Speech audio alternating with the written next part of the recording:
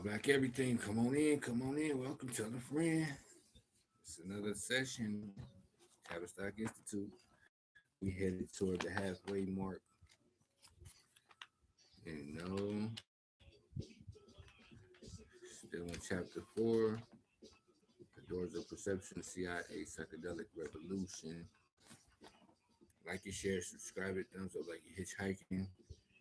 We are here sharing information in spurts. Don't take my word for anything. Do your own diligence. We just sharing information. I do not own rights to this music. Piece of the King, J. Rule the Damage. What you know about it? Doing what we do in the background. Coming right back where we left off. All black everything, think it's flight. You know the tags. Big dreams, mini streams. And then we started again like this. Liberation through drug abuse. Ooh, it's getting juicy. Earlier in 1952, a proposal was issued to the Director of Central Intelligence outlining funding mechanisms for highly sensitive subjects that would study the use of biological and chemical materials, such as LSD, and altering human behavior. In altering human behavior, excuse me. On April, express purpose of researching and developing chemical, biological, and radiologic R. Nevitt Sanford, and the eventual mass usage of psychedelic drugs.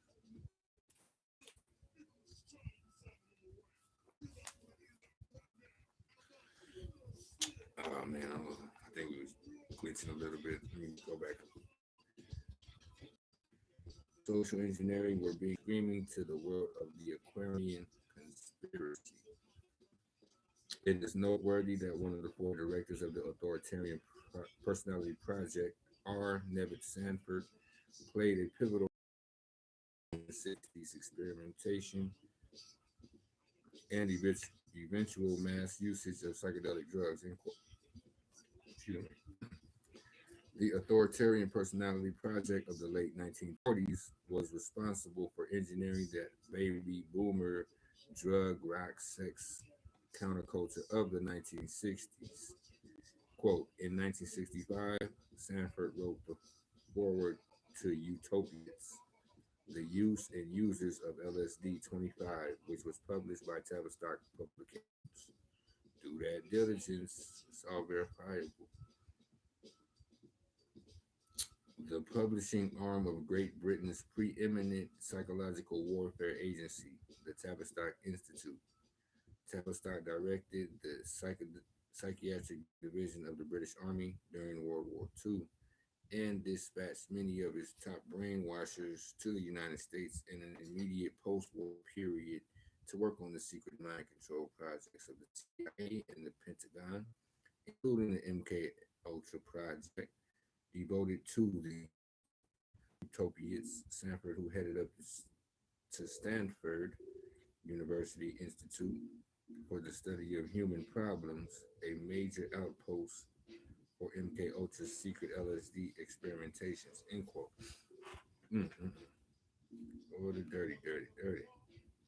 The Nation, Sanford wrote, quote, seems to be fascinated by our 40,000 or so drug addicts who are seen as alarmingly wayward people who must be curbed at all costs by expensive police activity. Only an uneasy Puritanism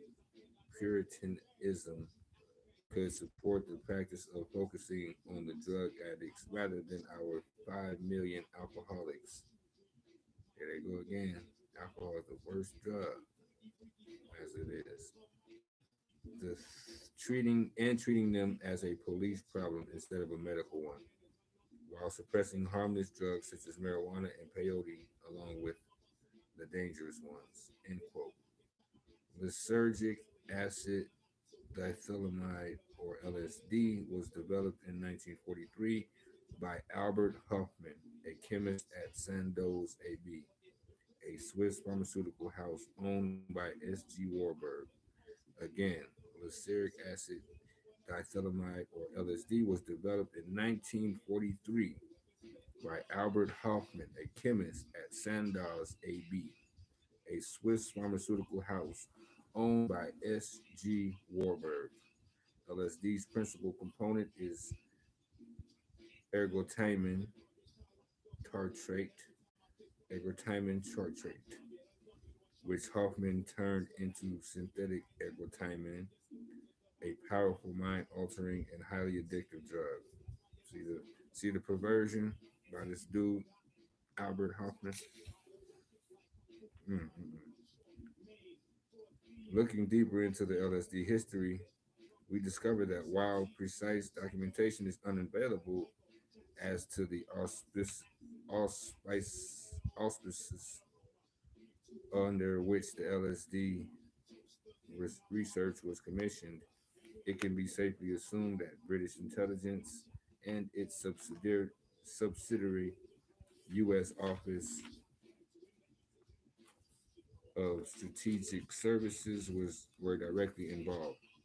Alan Dulles, the director of the CIA, when that agency began MK Ultra, was the OSS station chief in Bern, Switzerland, throughout the early Sandoz research.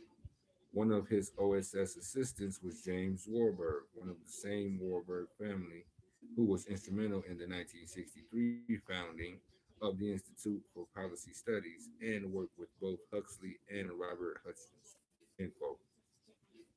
All in all, there were 149 MK Ultra sub projects, many of them involved with research into behavior modification, hypnosis, drug effects, psychotherapy, truth serums, pathogens, and toxins in human tissues.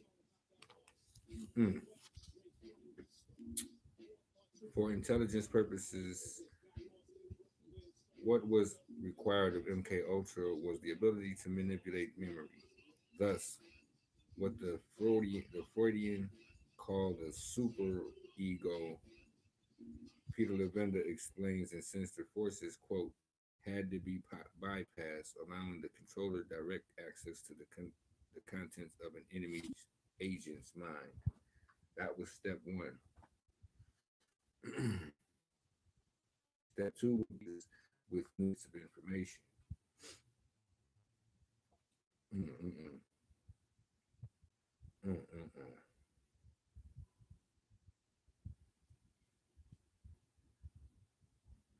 Step three was a potential bonus. Could that enemy agent be programmed to commit acts on behalf knowing who gave the command or why? This was the essence of Manchurian Candidate, that movie.